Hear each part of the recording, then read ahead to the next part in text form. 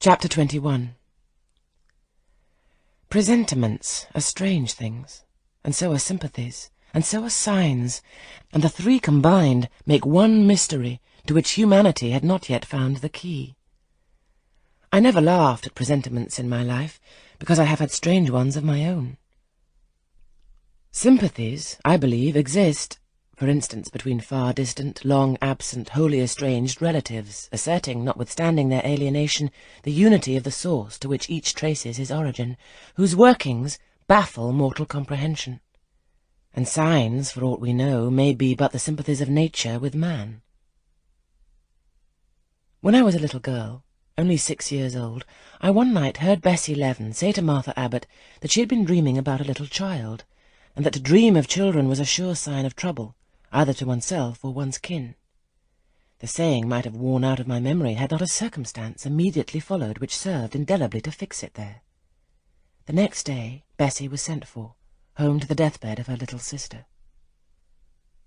Of late I had often recalled this saying and this incident, for during the past week scarcely a night had gone over my couch that had not brought with it a dream of an infant, which I sometimes hushed in my arms, sometimes dandled on my knee, sometimes watched playing with daisies on a lawn, or again dabbling its hands in running water. It was a wailing child this night, and a laughing one the next. Now it nestled close to me, and now it ran from me, but whatever mood the apparition evinced, whatever aspect it wore, it failed not for 7 successive nights to meet me the moment I entered the land of slumber. I did not like this iteration of one idea, this strange recurrence of one image, and I grew nervous as bedtime approached, and the hour of the vision drew near. It was from companionship with this baby phantom I had been roused on that moonlight night when I heard the cry, and it was on the afternoon of the day following I was summoned downstairs by a message that someone wanted me in Mrs. Fairfax's room. On repairing thither, I found a man waiting for me, having the appearance of a gentleman's servant. He was dressed in deep mourning, and the hat he held in his hand was surrounded with a crape band. "I dare say you hardly remember me, miss," he said, rising as I entered, "but my name is Leaven. I lived coachman with Mrs. Reed when you were at Gateshead 8 or 9 years since, and I live there still." "Oh, Robert, how do you do? I remember you very well. You used to give me a ride sometimes on Miss Georgiana's bay pony. And how is Bessie? You're married to Bessie?" "Yes, miss. My wife is very hearty, thank you. She brought me another little one about 2 months since. We have 3 now, and both mother and child are thriving." "And are the family well at the house, Robert?" "I'm sorry I can't give you better news of them, miss. They're very badly at present, in great trouble." "I hope no one is dead," I said, glancing at his black dress. He too looked down at the crape round his hat, and replied, "Mr. John died yesterday was a week, at his chambers in London." "Mr. John?"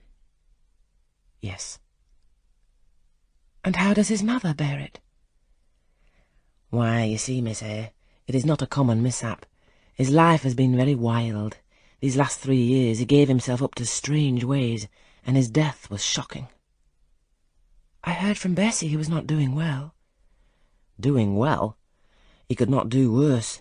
He ruined his health and his estate amongst the worst men and the worst women. He got into debt and into jail. His mother helped him out twice, but as soon as he was free he returned to his old companions and habits. His head was not strong. The knaves he lived amongst fooled him beyond anything I ever heard. He came down to Gateshead about 3 weeks ago, and wanted Mrs. to give up all to him. Mrs. refused, her means having long been much reduced by his extravagance, so he went back again, and the next news was that he was dead.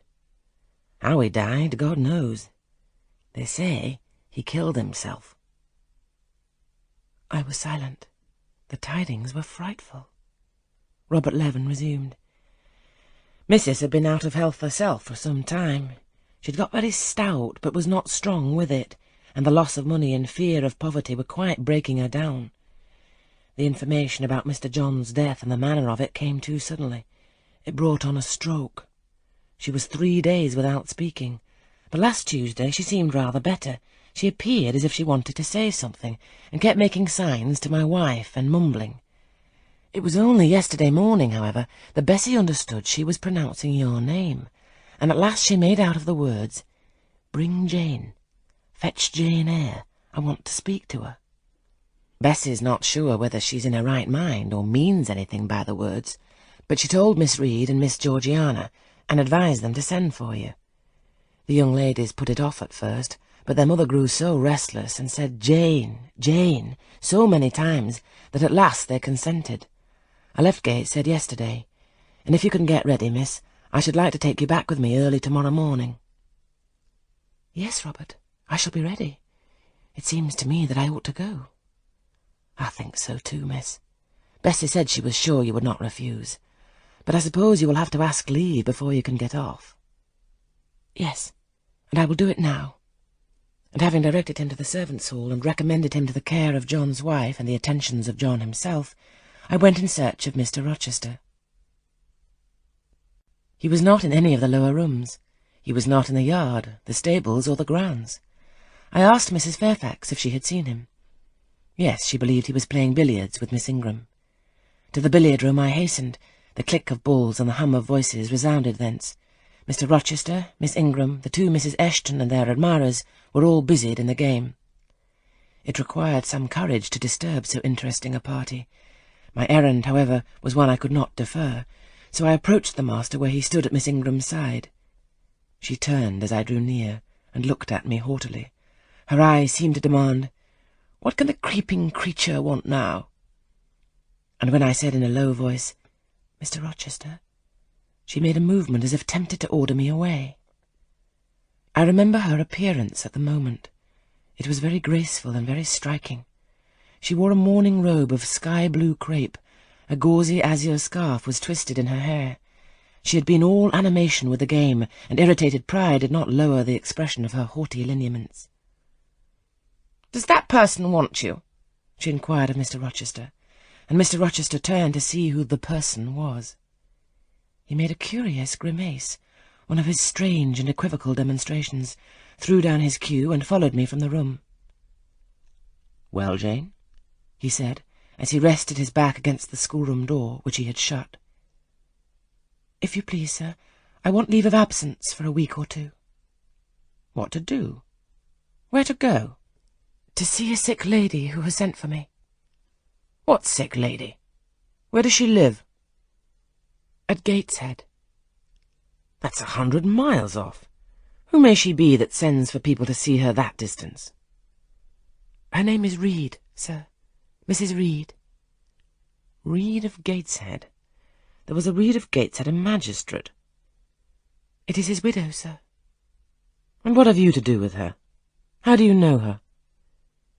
"Mr. Reed was my uncle, my mother's brother." "The deuce he was! You never told me that before. You always said you had no relations." "None that would own me, sir. Mr. Reed is dead, and his wife cast me off." "Why?" "Because I was poor and burdensome, and she disliked me." "But Reed left children. You must have cousins. Sir George Lynn was talking of a Reed of Gateshead yesterday, who, he said, was one of the veriest rascals in town. And Ingram was mentioning a Georgiana Reed of the same place, who was much admired for her beauty a season or two ago in London." "John Reed is dead too, sir. He ruined himself and half-ruined his family, and is supposed to have committed suicide. The news so shocked his mother that it brought on an apoplectic attack." "And what good can you do her?" "Nonsense, Jane. I would never think of running 100 miles to see an old lady who will perhaps be dead before you reach her. Besides, you say she cast you off." "Yes, sir, but that is long ago, and when her circumstances were very different. I could not be easy to neglect her wishes now." "How long will you stay?" "As short a time as possible, sir." "Promise me only to stay a week." "I had better not pass my word. I might be obliged to break it." "At all events you will come back. You will not be induced under any pretext to take up a permanent residence with her." "Oh, no, I shall certainly return if all be well." "And who goes with you? You don't travel 100 miles alone." "No, sir, she has sent her coachman." "A person to be trusted?" "Yes, sir, he's lived 10 years in the family." Mr. Rochester meditated. When do you wish to go? Early tomorrow morning, sir. Well, you must have some money. You can't travel without money, and I dare say you have not much. I've given you no salary yet. How much have you in the world, Jane? He asked, smiling. I drew out my purse. A meagre thing it was. 5 shillings, sir. He took the purse, poured the hoard into his palm, and chuckled over it as if its scantiness amused him. Soon he produced his pocket-book. Here, said he, offering me a note. It was £50, and he owed me but 15. I told him I had no change. I don't want change, you know that. Take your wages. I declined accepting more than was my due. He scowled at first, then, as if recollecting something, he said, Right. Better not give you all now. You would perhaps stay away 3 months if you had £50. There is 10. Is it not plenty? Yes, sir, but now you owe me 5. Come back for it, then. I am your banker for £40. Mr. Rochester, I may as well mention another matter of business to you while I have the opportunity. Matter of business? I'm curious to hear it. You have as good as informed me, sir, that you are going shortly to be married? Yes. What then? In that case, sir, Adele ought to go to school. I'm sure you will perceive the necessity of it. To get her out of my bride's way, who might otherwise walk over her rather too emphatically? There's sense in the suggestion. Not a doubt of it. Adele, as you say, must go to school. And you, of course, must march straight to the devil? I hope not, sir, but I must seek another situation somewhere. In course, he exclaimed, with a twang of voice and a distortion of features equally fantastic and ludicrous. He looked at me some minutes. And old Madam Reed or the misses, her daughters, will be solicited by you to seek a place, I suppose. No, sir, I am not on such terms with my relatives as would justify me in asking favours of them, but I shall advertise. You shall walk up the pyramids of Egypt, he growled. At your peril you advertise. I wish I'd only offered you a sovereign instead of £10. Give me back £9, Jane. I've a use for it. And so have I, sir, I returned, putting my hands in my purse behind me. I could not spare the money on any account. Little niggard, said he, refusing me a pecuniary request. Give me £5, Jane. Not 5 shillings, sir, nor 5 pence. Just let me look at the cash. No, sir, you're not to be trusted. Jane. Sir? Promise me one thing. I'll promise you anything, sir, that I think I am likely to perform. Not to advertise, and to trust this quest of a situation to me. I'll find you one in time. I shall be glad so to do, sir, if you, in your turn, will promise that I and Adele shall be both safe out of the house before your bride enters it. Very well, very well. I'll pledge my word on it. You go tomorrow, then? Yes, sir. Early. Shall you come down to the drawing-room after dinner? No, sir, I must prepare for the journey. Then you and I must bid good-bye for a little while. I suppose so, sir. And how do people perform the ceremony of parting, Jane? Teach me. I'm not quite up to it. They say farewell, or any other form they prefer. Then say it. Farewell, Mr. Rochester, for the present. What must I say? The same, if you like, sir. Farewell, Miss Eyre, for the present. Is that all? Yes. It seems stingy to my notions, and dry and unfriendly. I should like something else, a little addition to the rite. If one shook hands, for instance. But no, that would not content me either. So you'll do no more than say farewell, Jane? It is enough, sir. As much goodwill may be conveyed in one hearty word as in many. Very likely, but it is blank and cool. Farewell. How long is he going to stand with his back against that door? I asked myself, I want to commence my packing." The dinner bell rang, and suddenly away he bolted, without another syllable. I saw him no more during the day, and was off before he had risen in the morning. I reached the lodge at Gateshead about 5 o'clock in the afternoon of the 1st of May. I stepped in there before going up to the hall. It was very clean and neat. The ornamental windows were hung with little white curtains. The floor was spotless. The grate and fire-irons were burnished bright, and the fire burnt clear.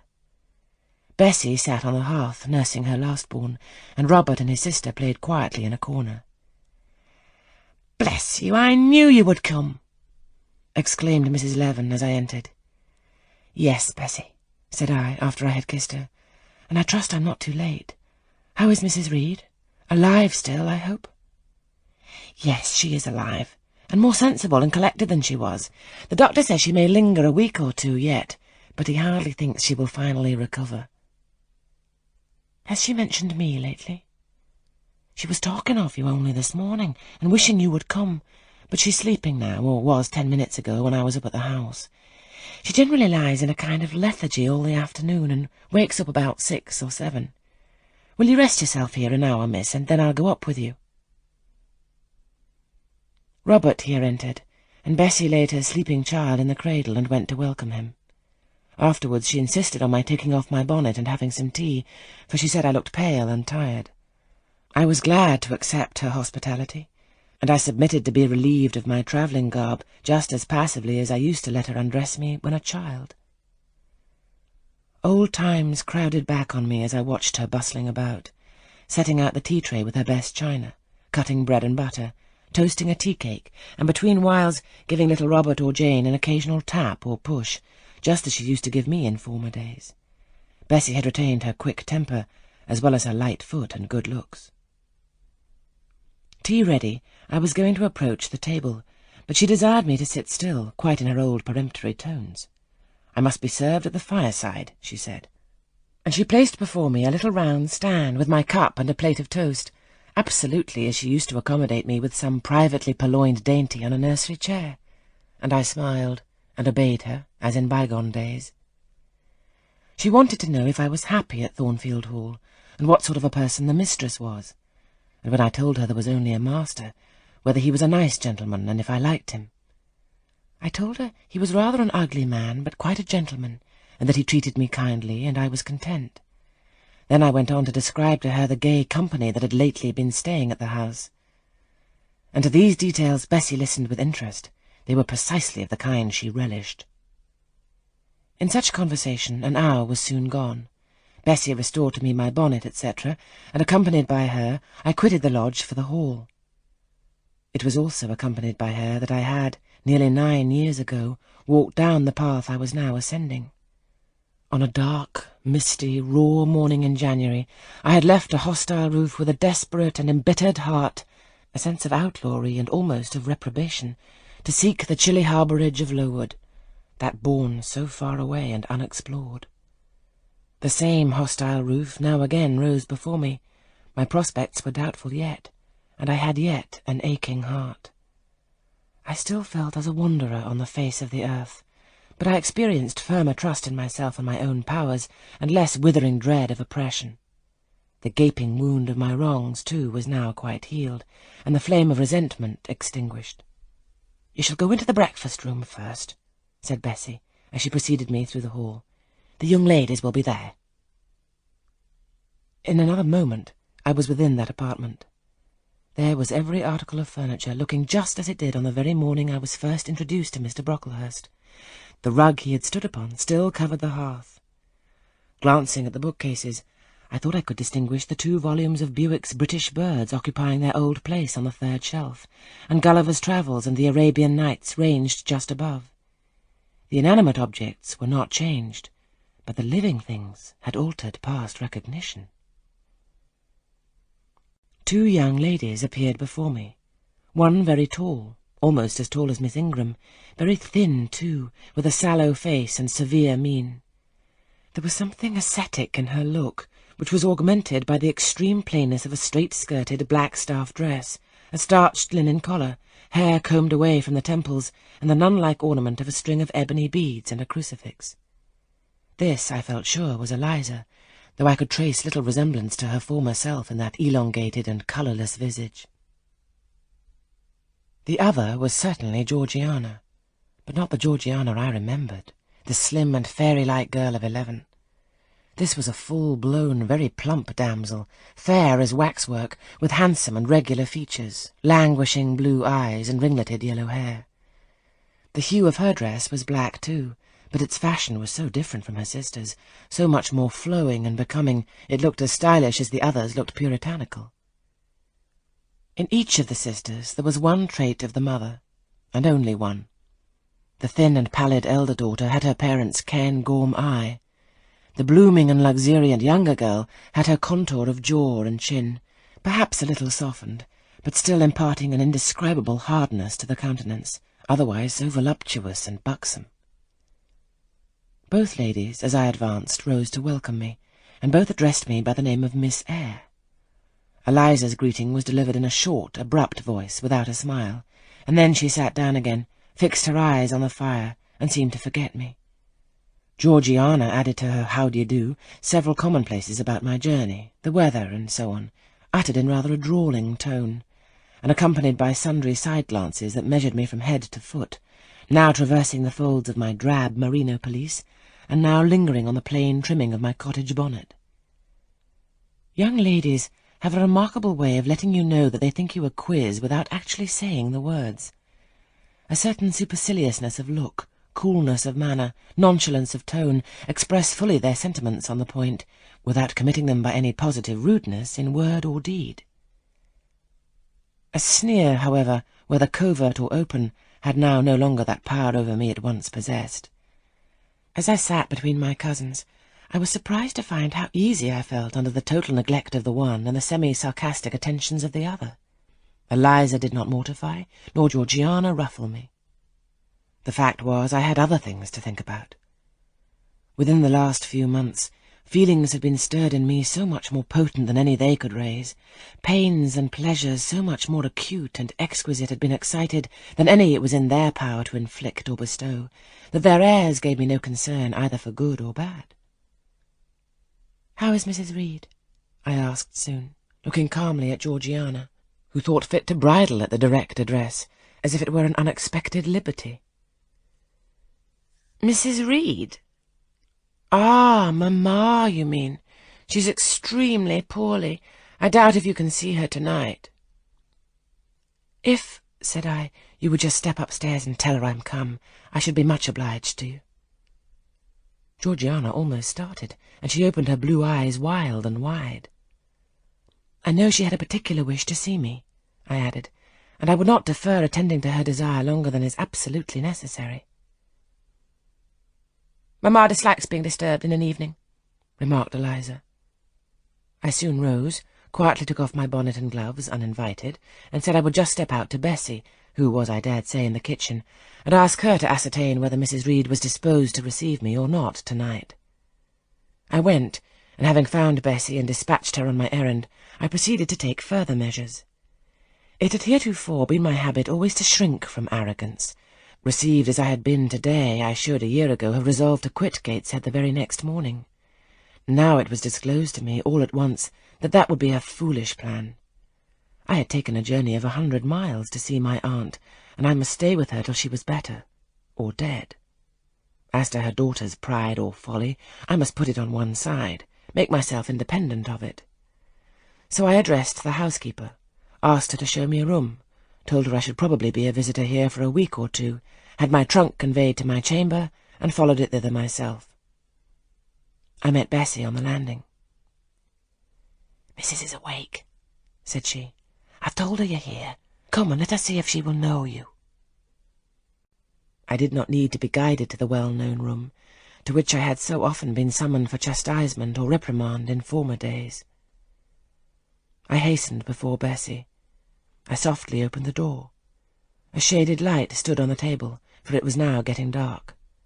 There was the great 4-post bed with amber hangings as of old, there the toilet table, the armchair and the footstool, at which I had 100 times been sentenced to kneel, to ask pardon for offences by me uncommitted. I looked into a certain corner near, half expecting to see the slim outline of a once-dreaded switch which used to lurk there, waiting to leap out, imp-like, and lace my quivering palm or shrinking neck. I approached the bed.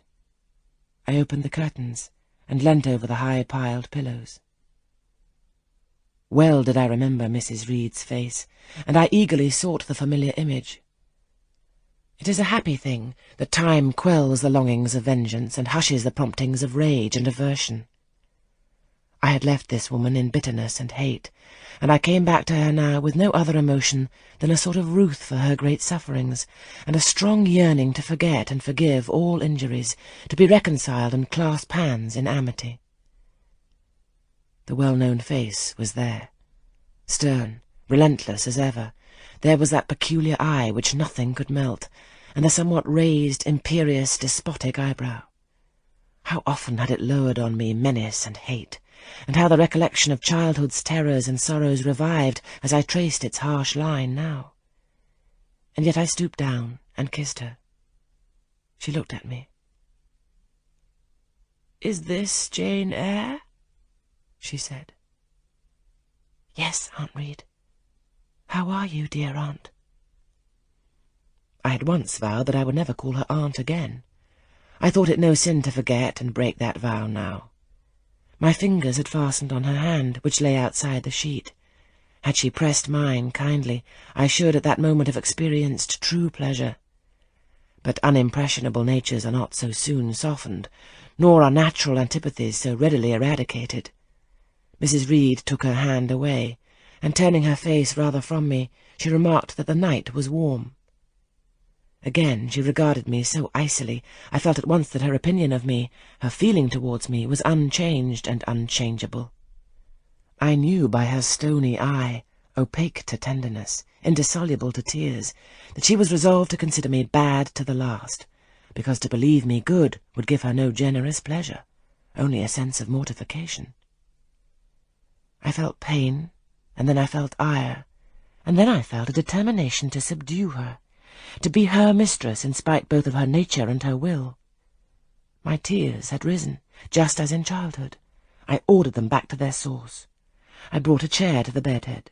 I sat down and leaned over the pillow. "You sent for me," I said, "and I am here, and it is my intention to stay till I see how you get on." "Oh, of course. You've seen my daughters?" "Yes." "Well, you may tell them I wish you to stay till I can talk some things over with you I have on my mind. Tonight it is too late, and I have a difficulty in recalling them. But there was something I wished to say. Let me see." The wandering look and changed utterance told what wreck had taken place in her once vigorous frame. Turning restlessly, she drew the bedclothes round her. My elbow, resting on a corner of the quilt, fixed it down. She was at once irritated. "Sit up," said she. "Don't annoy me with holding the clothes fast. Are you Jane Eyre?" "I am Jane Eyre." "I have had more trouble with that child than anyone would believe. Such a burden to be left on my hands, and so much annoyance has she caused me daily and hourly, with her incomprehensible disposition and her sudden fits of temper, and her continual unnatural watchings of one's movements. I declare she talked to me once like something mad, or like a fiend. No child ever spoke or looked as she did. I was glad to get her away from the house. What did they do with her at Lowood? The fever broke out there, and many of the pupils died. She, however, did not die, but I said she did. I wish she had died." "A strange wish, Mrs. Reed. Why do you hate her so?" "I had a dislike to her mother always, for she was my husband's only sister, and a great favourite with him. He opposed the family disowning her when she made her low marriage, and when news came of her death, he wept like a simpleton. He would send for the baby, though I entreated him rather to put it out to nurse and pay for its maintenance. I hated it the first time I set my eyes on it, a sickly, whining, pining thing. It would wail in its cradle all night long, not screaming heartily like any other child, but whimpering and moaning. Reed pitied it, and he used to nurse it and notice it as if it had been his own, more, indeed, than he ever noticed his own at that age. He would try to make my children friendly to the little beggar. The darlings could not bear it, and he was angry with them when they showed their dislike. In his last illness he had it brought continually to his bedside, and but an hour before he died he bound me by vow to keep the creature. I would as soon have been charged with a pauper brat out of the workhouse, but he was weak, naturally weak. John does not at all resemble his father, and I am glad of it. John is like me, and like my brothers. He's quite a Gibson. Oh, I wish he would cease tormenting me with letters for money. I have no more money to give him. We're getting poor. I must send away half the servants and shut up part of the house, or let it off. I can never submit to do that. Yet how are we to get on? 2/3 of my income goes in paying the interest of mortgages. John gambles dreadfully and always loses, poor boy. He is beset with sharpers. John is sunk and degraded. His look is frightful. I feel ashamed for him when I see him. She was getting much excited. "I think I'd better leave her now," said I to Bessie, who stood on the other side of the bed. "Perhaps you had, miss, but she often talks in this way towards night. In the morning she's calmer." I rose.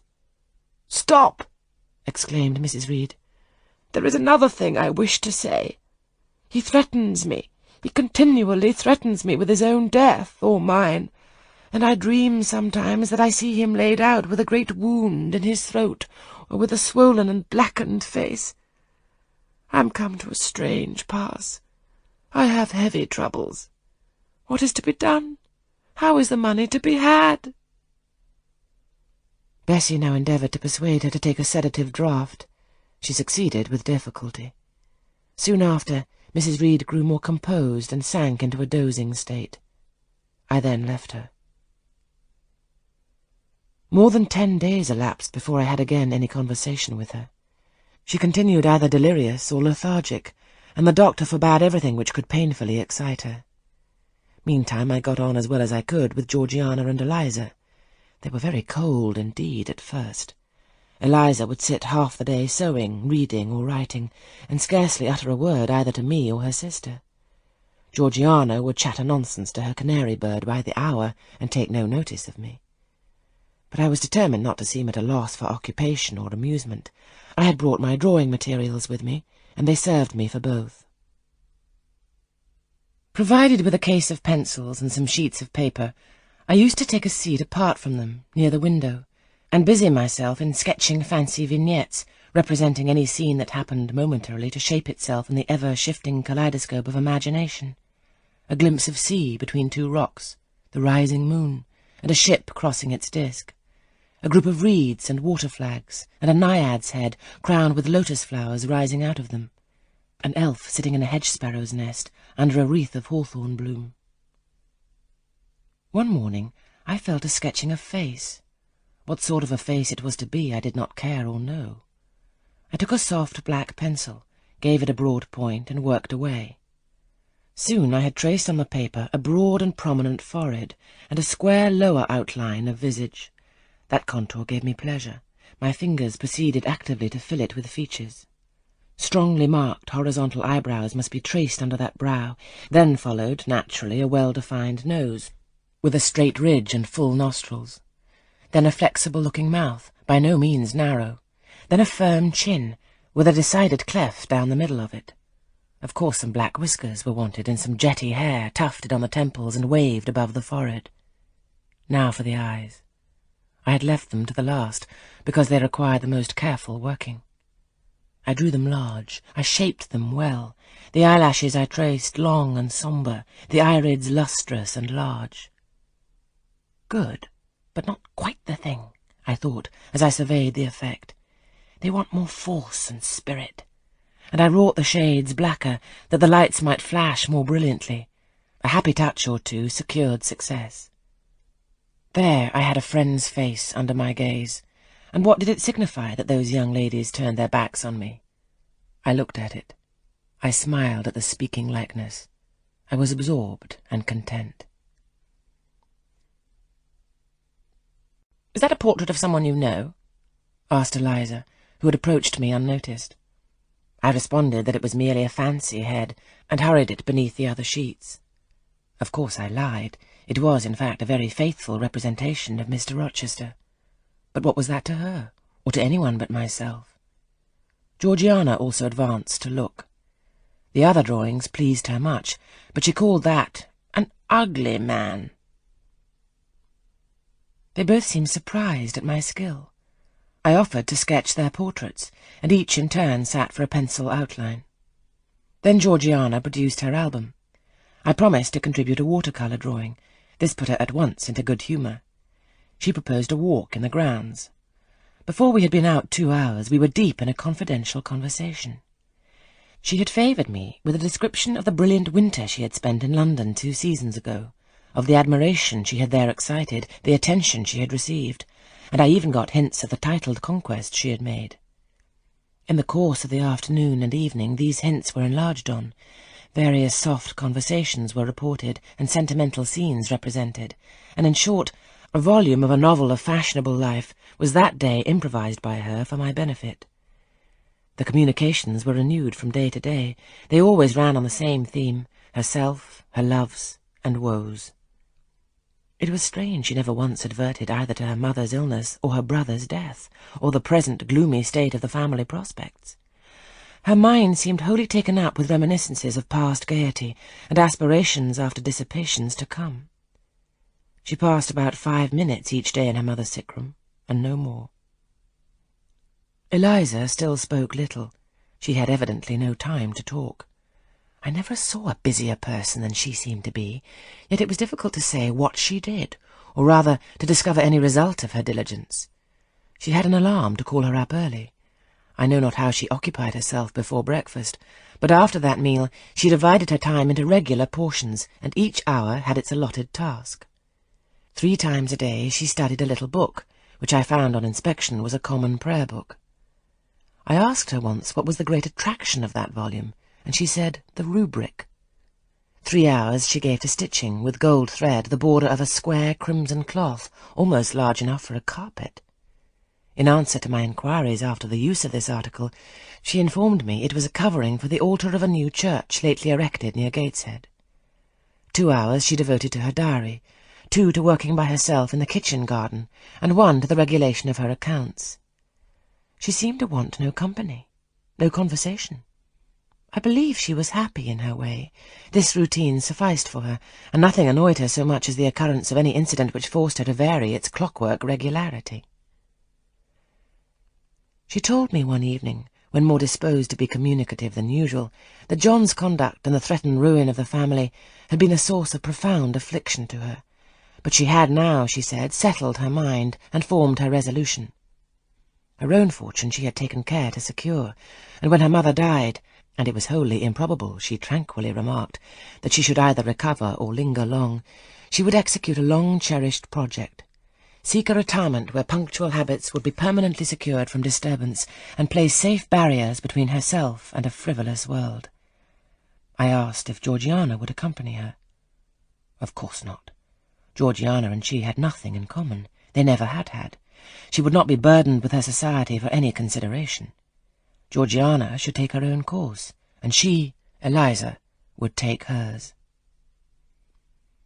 Georgiana, when not unburdening her heart to me, spent most of her time in lying on the sofa, fretting about the dullness of the house, and wishing over and over again that her Aunt Gibson would send her an invitation up to town. "It would be so much better," she said, "if she could only get out of the way for a month or 2 till all was over." I did not ask what she meant by all being over, but I suppose she referred to the expected decease of her mother and the gloomy sequel of funeral rites. Eliza generally took no more notice of her sister's indolence and complaints than if no such murmuring, lounging object had been before her. One day, however, as she put away her account-book and unfolded her embroidery, she suddenly took her up thus. "Georgiana, a more vain and absurd animal than you was certainly never allowed to cumber the earth. You had no right to be born, for you make no use of life. Instead of living for, in, and with yourself, as a reasonable being ought, you seek only to fasten your feebleness on some other person's strength. If no one can be found willing to burden her or himself with such a fat, weak, puffy, useless thing, you cry out that you are ill-treated, neglected, miserable. Then, too, existence for you must be a scene of continual change and excitement, or else the world is a dungeon. You must be admired, you must be courted, you must be flattered, you must have music, dancing, and society, or you languish, you die away. Have you no sense to devise a system which will make you independent of all efforts and all wills but your own? Take one day, share it into sections, to each section apportion its task. Leave no stray unemployed quarters of an hour, 10 minutes, 5 minutes, include all. Do each piece of business in its turn with method, with rigid regularity. The day will close almost before you are aware it has begun, and you are indebted to no one for helping you to get rid of one vacant moment. You have had to seek no one's company, conversation, sympathy, forbearance. You have lived, in short, as an independent being ought to do. Take this advice, the first and last I shall offer you, that you will not want me or anyone else, happen what may. Neglect it, go on as heretofore, craving, whining, and idling, and suffer the results of your idiocy, however bad and insufferable they may be. I tell you this plainly, and listen, for though I shall no more repeat what I am about to say, I shall steadily act on it. After my mother's death, I wash my hands of you. From the day her coffin is carried to the vault in Gateshead Church, you and I will be as separate as if we had never known each other. You need not think that because we chance to be born of the same parents, I shall suffer you to fasten me down by even the feeblest claim. I can tell you this, if the whole human race, ourselves excepted, were swept away, and we two stood alone on the earth, I would leave you in the old world and betake myself to the new." She closed her lips. "You might have saved yourself the trouble of delivering that tirade," answered Georgiana. "Everybody knows you're the most selfish, heartless creature in existence, and I know your spiteful hatred towards me. I have had a specimen of it before in the trick you played me about Lord Edwin Vere. You could not bear me to be raised above you, to have a title, to be received into circles where you dare not show your face, and so you acted the spy and informer, and ruined my prospects for ever." Georgiana took out her handkerchief and blew her nose for an hour afterwards. Eliza sat cold, impassible, and assiduously industrious. True generous feeling is made small account of by some, but here were two natures rendered, the one intolerably acrid, the other despicably savourless, for the want of it. Feeling without judgment is a washy draught indeed, but judgment untempered by feeling is too bitter and husky a morsel for human deglutition. It was a wet and windy afternoon. Georgiana had fallen asleep on the sofa over the perusal of a novel. Eliza was gone to attend a Saint's Day service at the new church, for in matters of religion she was a rigid formalist. No weather ever prevented the punctual discharge of what she considered her devotional duties. Fair or foul, she went to church thrice every Sunday, and as often on weekdays as there were prayers. I bethought myself to go upstairs and see how the dying woman sped, who lay there almost unheeded. The very servants paid her but a remittent attention. The hired nurse, being little looked after, would slip out of the room whenever she could. Bessie was faithful, but she had her own family to mind, and could only come occasionally to the hall.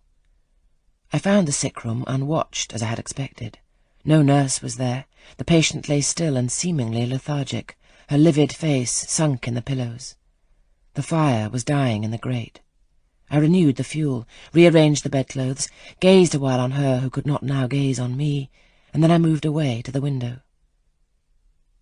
The rain beat strongly against the panes. The wind blew tempestuously. One lies there, I thought, who will soon be beyond the war of earthly elements.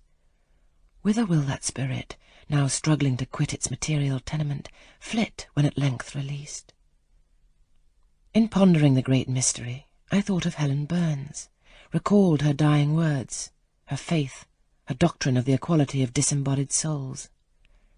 I was still listening in thought to her well-remembered tones, still picturing her pale and spiritual aspect, her wasted face and sublime gaze as she lay on her placid deathbed and whispered her longing to be restored to her divine father's bosom, when a feeble voice murmured from the couch behind, "Who's that?" I knew Mrs. Reed had not spoken for days. Was she reviving? I went up to her. "It is I, Aunt Reed." "Who? I?" was her answer. "Who are you?"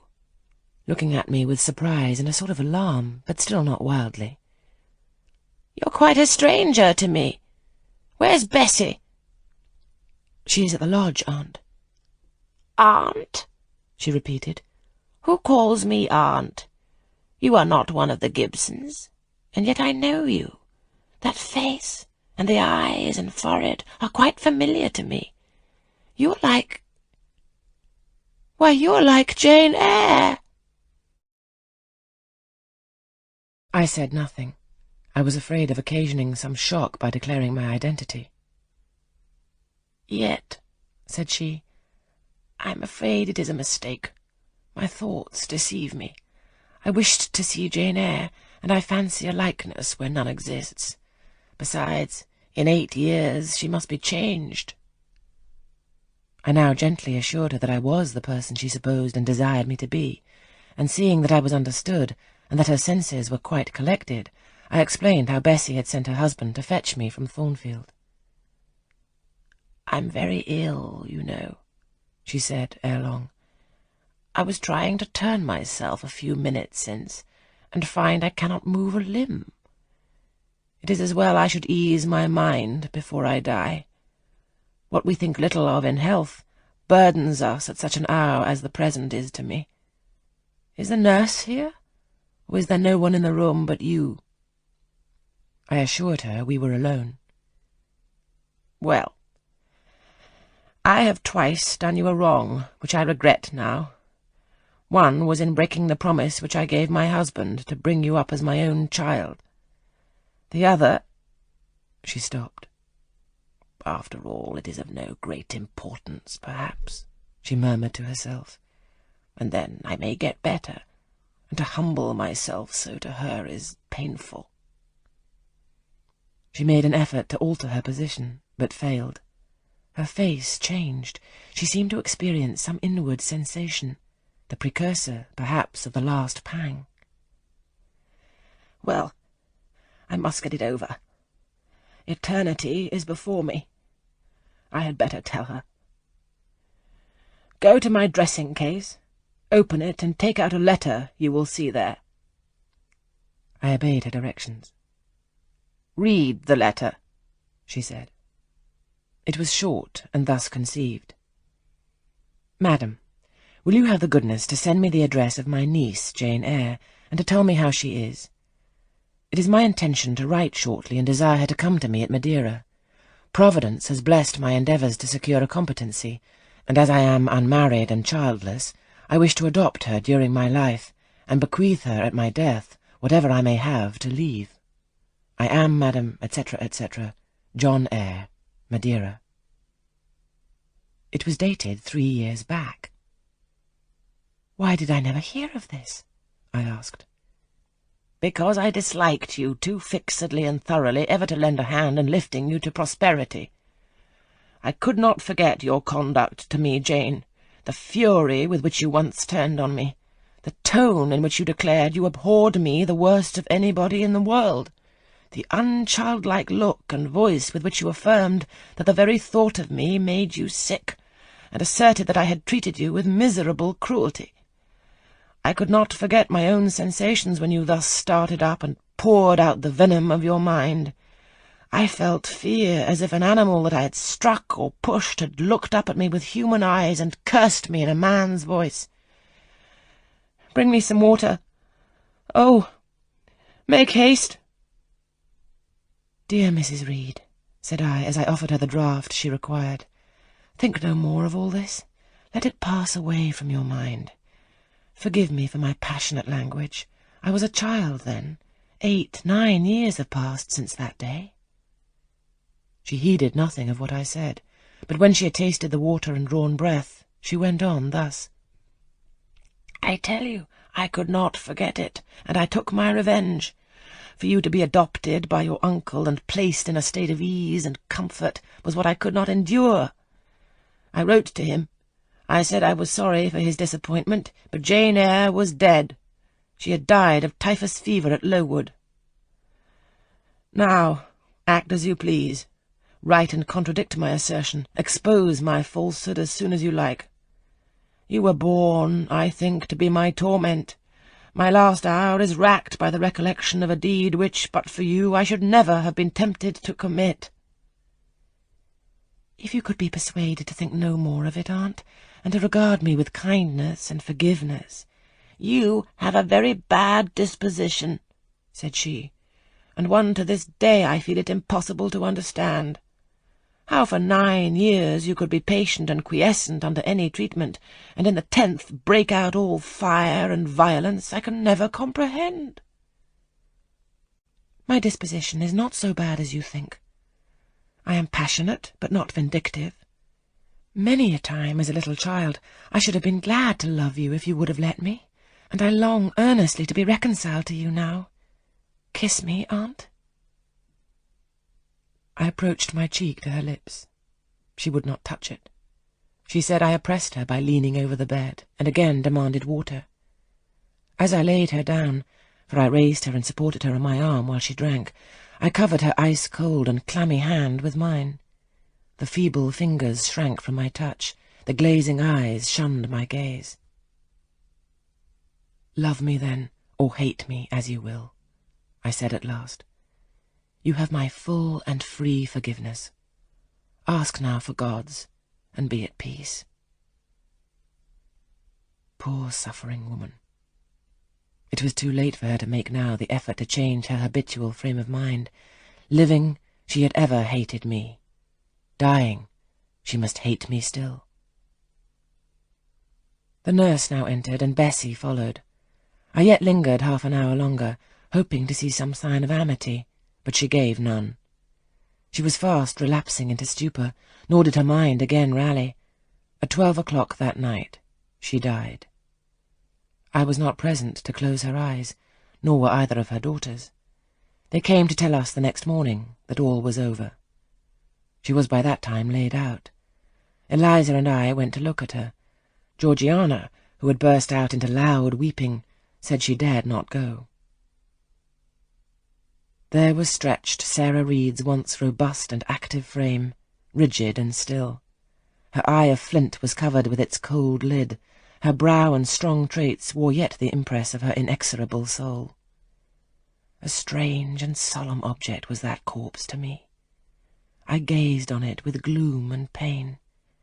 Nothing soft, nothing sweet, nothing pitying or hopeful or subduing did it inspire, only a grating anguish for her woes, not my loss, and a sombre, tearless dismay at the fearfulness of death in such a form. Eliza surveyed her parent calmly. After a silence of some minutes, she observed, "With her constitution, she should have lived to a good old age. Her life was shortened by trouble." And then a spasm constricted her mouth for an instant. As it passed away, she turned and left the room, and so did I. Neither of us had dropped a tear.